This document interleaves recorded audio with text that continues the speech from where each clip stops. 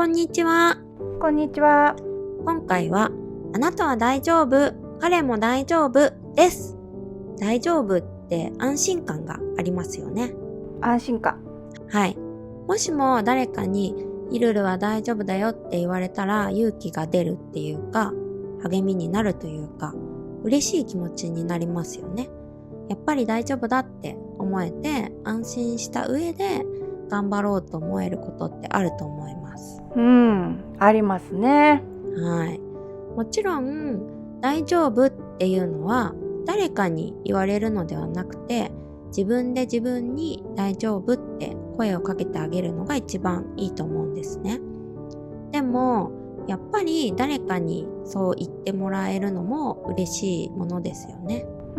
そうですね。ですよ。はい。で、彼のことってどうしてました？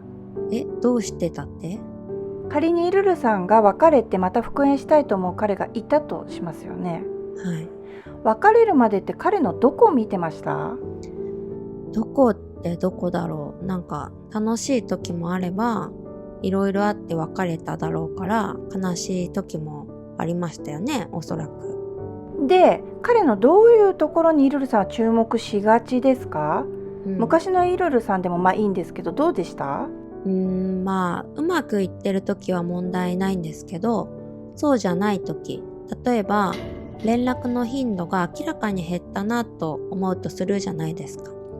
そしたら、もう私のこと飽きちゃったかなとか、仕事が忙しいって言い訳でしかないよねとか、どうしても悪い方に考えちゃったりしますよね。しますよねってイルルさん。なんで悪い方に考えちゃうんですか？それはそりゃ連絡があるものが少なくなったら心配になるし、不安にもなりますよね。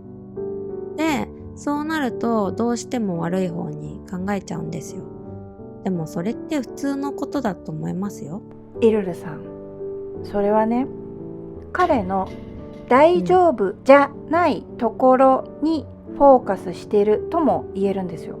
彼の大丈夫じゃないところ。はい。彼への心配、彼への不安、あと何でもいいんですけど、彼への焦りでもいいんですけど、とにかく大丈夫じゃないところにフォーカスしてるんですよ。言われてみればそうですね。で、そうじゃなくて、彼の大丈夫なところを見たらどうですかっていうことが今回言いたいんですね。彼の大丈夫なところって安心できるところとか？いや、具体的なものは何もなくていいんです。むしろ、ただ彼は大丈夫だと信じる以上って感じなんですけど、わかりますかね？彼は大丈夫以上。シンプルですね。大丈夫なところを信じた方がこちらも爽やかでいられません？そうなんだけど、これ先日めぐるが自分のツイートで書いたことアップした時に、すごく思ったことなので、ちょっとここにそのツイートを貼り付けてみますね。めぐるはみんなを変えてやるぞという気は大してないです。ヒントはそこそこ分かりやすく伝える自信はありますが、あとは勝手にやってねという感じです。なぜなら最後は自分が思うしかないから、という趣旨のことを書いたんですね。で、これ皆さんのことをどうでもいいと思ってるわけじゃないというのは、長年動画を見てくださってる方だったりには伝わってると思うんですけど、これね、相手を変えるつもりはない、あとは勝手にやってねっていうのは、違う言い方をすると、相手の大丈夫なところを信じてるって感じなんですよ、自分の感覚としては。相手の大丈夫なところを信じる。はい。褒めれんは特に1対1の、コーチングなどをやってるわけでもないし、現状やるつもりもないわけですけど、でもその対面しようがしまいが、やっぱり相手の大丈夫なところを信じるっていうのは絶対変わらないんですよ。そうだね。この場合大丈夫じゃないところって、例えば誰かが私はこんなに辛いんです、苦しいんですって言った時に、この人大丈夫かな、助けてあげなきゃみたいに思うとか、そういう感じですかね。はい、それもありますね。要はその人の大丈夫じゃないところにフォーカスしてるわけですよね。だけど反対が必ずあるんですよ。その人が現状辛い苦しい彼とのいろいろがあるかもしれないけど、その人がもともと持っている大丈夫なところを信じようと思ってるんですね。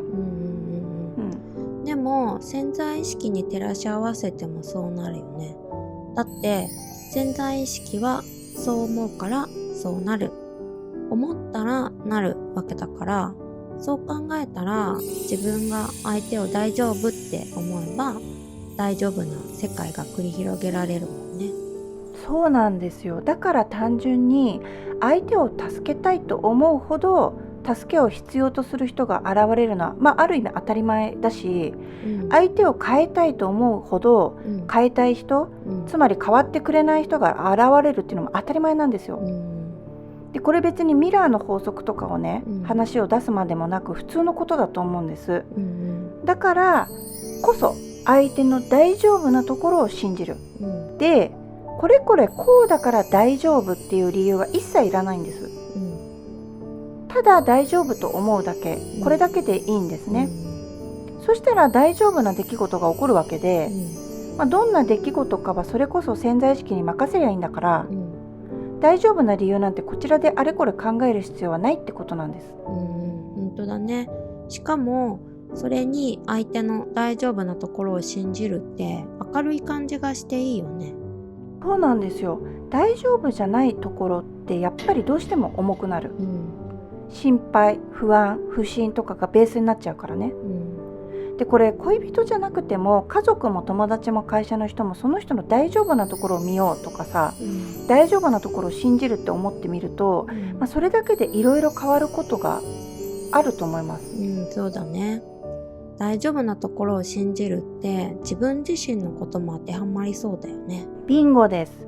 それもね大事ですよね。自分のこともそうですよね。自分は大丈夫って思うだけ、なんで大丈夫かなんて知らないですよ。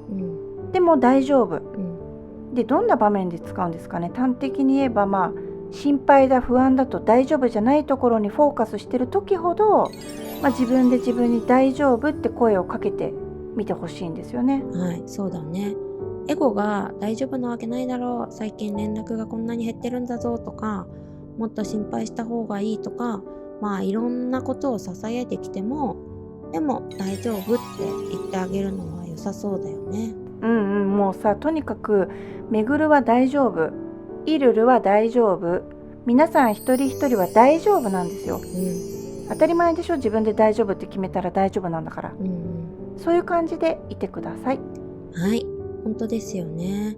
今回大丈夫にフォーカスしてるから今までとちょっと違って、それはそれで響く人がいたらいいですよね。いいんですけどね。はい、というわけで今回はこの辺でご視聴いただきありがとうございました。ありがとうございました。チャンネル登録やいいねもお願いします。お願いします。